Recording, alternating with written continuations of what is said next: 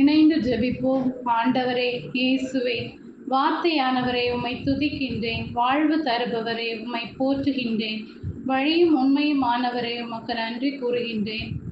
சாத்ராக்கு, மேசாக்கு, ஆபேத் நேகா ஆகியோரின் கடவுள் புகழப்படுவாராக.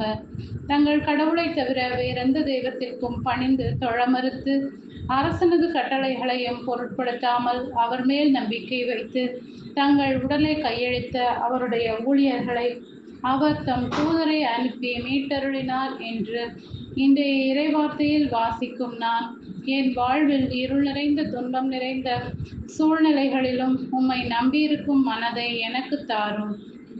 இயேசுவே, என் வாழ்வில் பல சோதனைகள், ஏமாற்றங்கள், இழப்புகளின் போது நீர் என்னை கைவிட்டு விட்டீர் என்று என்னை மற்றவர்கள் முன் உம்மை இகழ்ந்த நிலைகளை, மறுதலித்த நிலைகளை நினைத்து மனம் வருந்தியவனாக மன்னிப்பு கேட்கின்றேன்.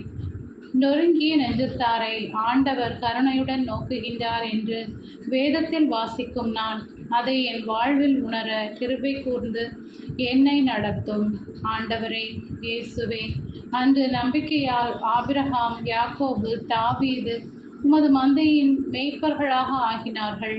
அதே நம்பிக்கையால் தங்கள் தலைமகனை ஆபிரகாமுக்கும் செக்கரியாவுக்கும் பெற்றார்கள்.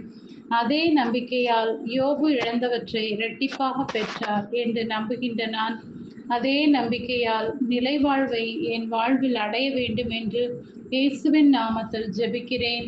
ஆமென்.